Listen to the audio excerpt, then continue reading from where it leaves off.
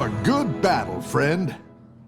Brought to you by writers to tacpodcast@gmail.com. Also patrons who post in the patron Discord.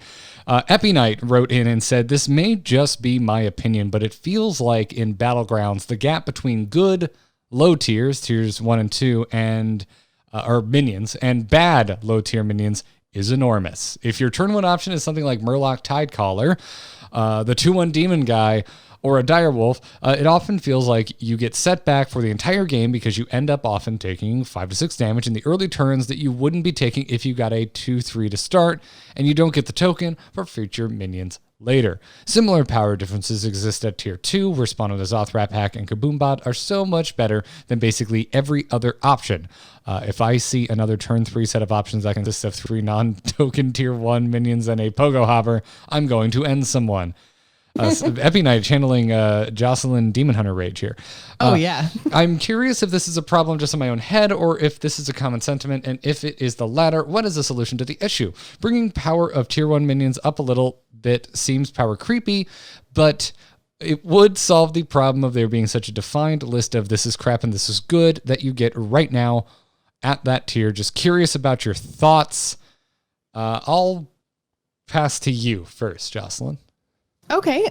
So for me, my thoughts are basically that I would really like to see tokens removed from the mode. I think that especially early on, they really mess with the economy of Battlegrounds, and it might be better if everybody just was on the same page, because I agree that when you get the token, it can really impact your ability to kind of get through that mid game.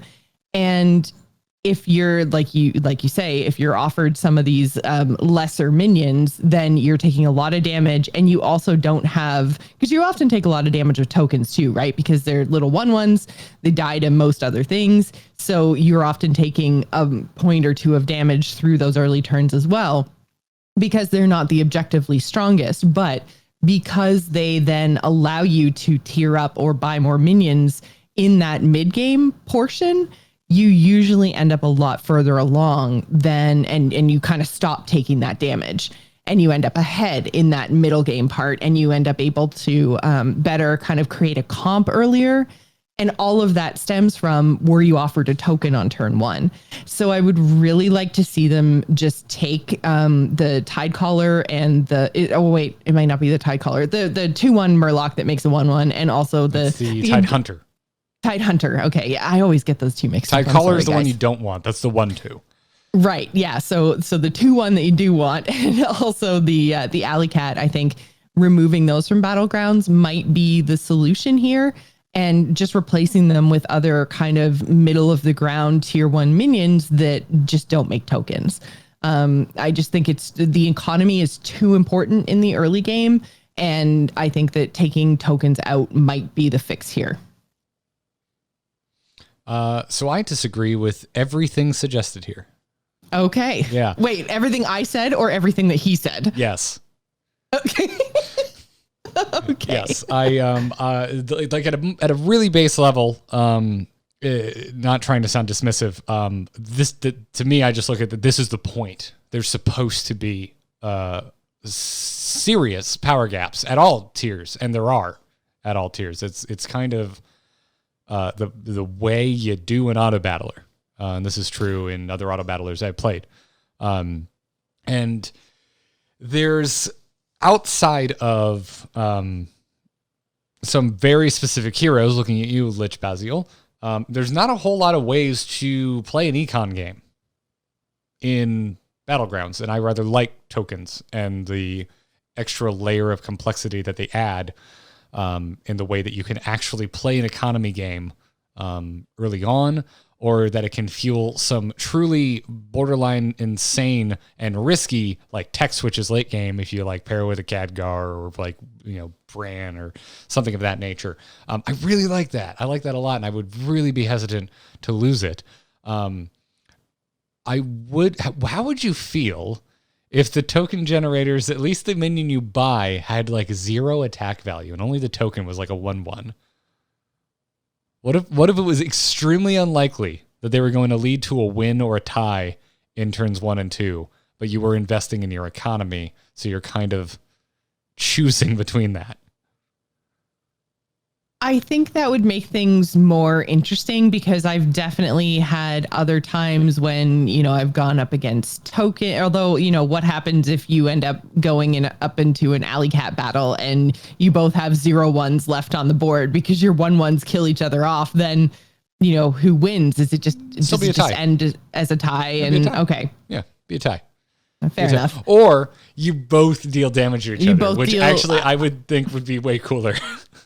Yeah, I kind of like that idea because the thing is they're not necessarily like strong minions, but they do allow you to fight back and get ties and not take damage. And in some scenarios, again, it depends on who your opponent ends up being and what they have chosen and everything else. Like there's a lot of factors at play here, but I like the idea of maybe taking away some of that aggression and not being able to get as many trades and having to take damage, more kind of like an AFK sort of a play style where you're not really impacting your opponents too much in those early turns. And you're probably going to take some damage yourself, but you're investing in that mid game and trying to get a little bit of a head start at that point.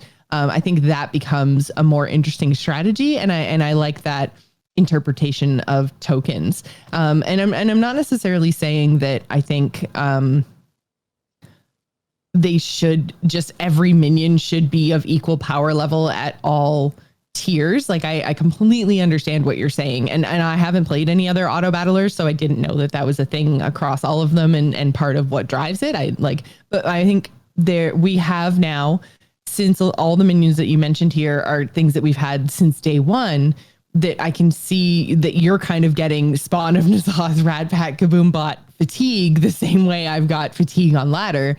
And I wonder if the change here that we need to see isn't necessarily a change to the distribution of power in the tiers, but I wonder if we're just ready for a minion shakeup.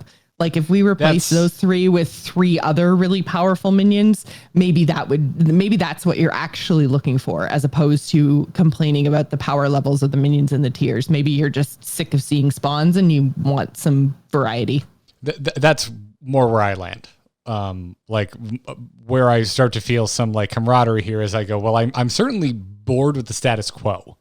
Which Battlegrounds has arrived at like the most settled it has ever been since it hit beta.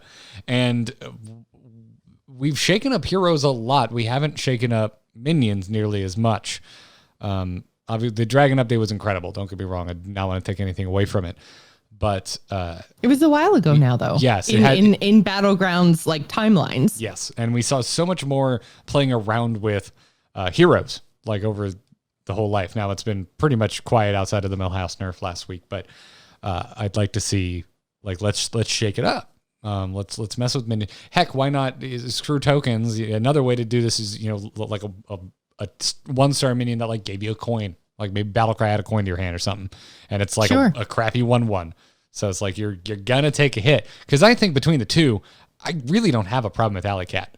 Alley Cat loses to a lot of different 1-star minions. Whereas Tidehunter, it's like, did you go Vulgar Homunculus, or are you like a Yogg or a Deathwing? You're probably at worst tying with the Tidehunter, and you may very well lose to it.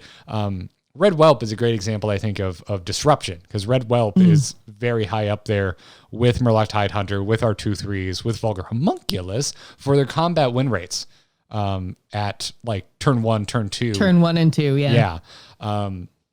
So, and Homunculus is another thing, like at least as it exists, I like that risk reward and that making a conscious decision to damage yourself to try and give yourself the better chance of not taking extra damage over turn 1 and turn 2. I like that. And I think, again, if we got rid of things like Tidehunter, that you'd be even less inclined to Homunculus than you already are.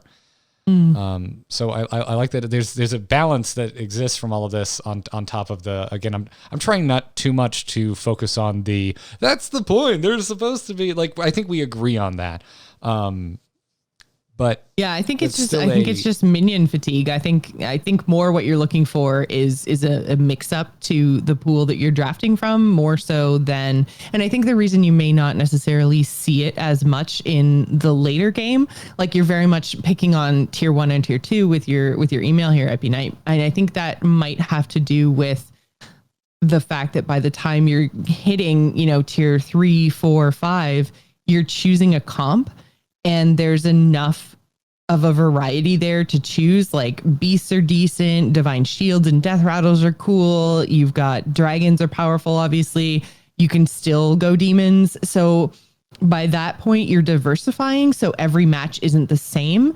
But at tier 1 and tier 2, you're going to get a lot of sameness. So, I mean, even if they just revamp those 2 tiers, I think that would be enough, because, when you have only the ability to, tier up or buy 1 minion, that is going to be the more repetitive part of your Battlegrounds lobby. Yeah, no, I agree. So yeah, okay. So we're landing on, let's just shake the damn minions up. I think so. It's been too soon for too long. Well, they did say that to expect major Battleground shakeups around expansions. So I would imagine that there is one coming relatively soon. Cross your fingers. I hope. I really do hope. I'm still enjoying Battlegrounds, by the way, but it is starting to feel a little samey. Also, shout out to comebacks wouldn't feel nearly as sweet if I didn't have to start a damn game every once in a while with a Mecharoo. So, anyways, we have a second Battlegrounds email. Who wrote in this week, Joss? This comes to us from Yellowflower, who says, "Dear podcast of Noxes," which is an Animal Crossing reference. I'm wondering if you guys think they will or should allow quests to be completed in Battlegrounds and for the monthly card back to be earned in other modes. Battleground quests seem like a no-brainer since I can complete a lot of them in Tavern Brawl and Arena anyway. What are the chances that this is going to get implemented after it's out of beta? The card back is potentially debatable. I can't stand constructed personally. I love Battlegrounds. I love the Arena, Tavern Brawl, all the things where I don't have to construct a deck. I have 22 card packs still sitting unopened. It was double that, but with the multiplier protection that came in, I started to open them, but got bored halfway through. I just want to get 5 wins in any mode and still get my card back. Is that reasonable or is that crazy? I think it's definitely, I can see how it would be reasonable. I'll put it that way. I mean, I do like that there is a reward for constructed, but I can 100% agree that there is no reward that's the same in those other modes that you love, right? So I would almost rather see like a Battlegrounds card back, an Arena card back, a Brawl card back, a Wild card back, and a Standard card back that you could earn in every month. Now, obviously, that is a huge ask in terms of art. Like, that's literally like multiplying the number of card backs we get every month by 5, which is a huge amount of work. I completely recognize that. But I think that having some sort of a reward that you're able to use to show people that you did a certain thing in a certain month is why the constructed card back has done as well as it did. Like, I love getting my card backs. Like, my card back collection is like, I'm more proud of it than my card collection because I had to actually do something instead of just, spend money or gold. So I'm really proud of my card back collection, and it would be cool if I could show off some of the other areas of the game that I enjoy. I'm realizing a pretty big hitch in this. Oh no, what is it? You never see your card back in Battlegrounds. That is true. And that's always been something that I was kind of curious about. So in Battlegrounds, if I'm holding cards, you don't see that as the opponent, right? I do not believe that is the case. No. Yeah. So I kind of wonder, I've always wondered, just kind of from an informational standpoint, like you see Rafam, he gets a card when he steals one of your minions. Then you can see that he has a card in hand. Right. But I think he's the only one. Is it like a custom card back? I think it's like might be like a Battlegrounds card back. Oh my God, we're gonna get so many emails, and please send them, because honestly, I've never really thought about this until right this exact moment. Well, I've always wondered if people could. At first, when I was playing, I was wondering if people could tell that I was holding on to a few minions. And then as I kind of played more and more, I was like, okay, I've noticed that none of my opponents are ever holding cards. Is that because they're never holding on to anything? Am I playing this completely wrong? Like, what's going on? Is nobody hunting triples? Like, that's the kind of information that I think would be really interesting to have in Battlegrounds, and like trying to guess, like, okay, next time I see him, I know he was holding 2 cards. He was probably trying to triple this and this. Or when you see a triple pop up on the side, you could be like, oh, I bet that was this because, you know, he was holding a card, or he had 2 on board, or, you know, like it's another piece of information. And then that could, you know, kind of play into your idea, Yellow Flower, of having like a card back to you, or to be able to use your card backs in the places that you love, including Battlegrounds.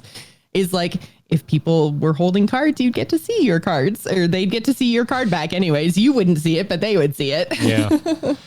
Yeah, it's true. It's interesting thought. Or I mean, you could use your Battlegrounds card back in Arena. There's nothing to say that you would have to use it in the mode you earned it, right? Don't add any weight to the fact that they're giving me Arena cards in my Battlegrounds pass, please, because that's just silly. I'm sorry, Garrett. Stop it.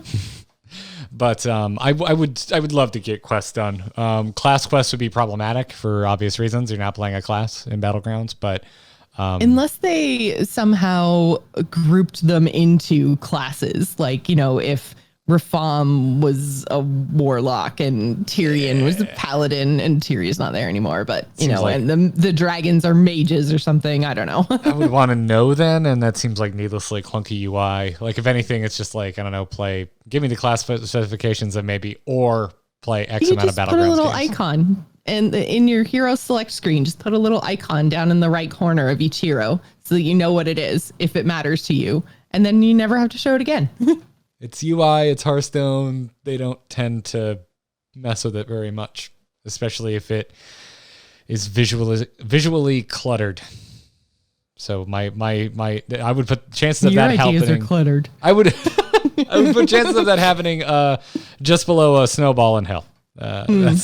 That's where I would put that. But do a color border then. I don't know. Anything that lets me complete quests is fine. I don't want to get lost in the minutia of it. I would love to get quests done by playing Battlegrounds or even games. If they are very specific Battlegrounds quests, you could do that too. But then, you know, like the fact that you only get 3 quests per day, you know, how do you balance that out? Maybe let us re-roll more quests. I don't know. Yeah, there's a lot of forcing you to Arena, right? Although Arena shares. No, it is but you can. Yeah, you can do wins with a class in Arena. Yeah, it's a little problematic in that way. But the only reason to me it is a problem is because I actually want to play Battlegrounds, so I do want to remember that. Like, it's because Battlegrounds fun that we're even considering this. So like, yeah. I hope that they figure it out at some point. There's probably a lot of options we're not even considering right now, but I'll just have or Battlegrounds, like whatever, like play 3 games as a hunter or play 3 games of Battlegrounds. You know, It's going to take longer to do than 300 games anyway. It's true. Even if I start with Mekaru. Mm-hmm. So, but yeah, totally in your corner, Yellow Flower. I want to do quests in Battlegrounds so badly. That would be great. I mean, we've been talking about more rewards just in general, so this definitely falls under that. So before we move into crazy game stories and take a few more emails and bring it home, we have one more sponsor to thank today. And that is Harry's. They're back sponsoring this episode of The Angry Chicken. You can join the 10 million who have tried Harry's razors and claim your special trial offer by going to harrys.com/TAC. I have been a Harry's convert for so long. Do not let this terrible 5 o'clock shadow fool you. I've got weird hairs that grow in the middle of my cheek that need to be dealt with. My neck beard is nothing that I like to keep around.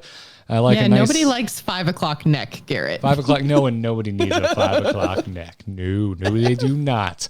So I like to keep it in check with my Harry's razor. As I've mentioned before, they converted me from electric. I love it. I'm a big fan of their shave gel. It smells so nice. It's got aloe in it.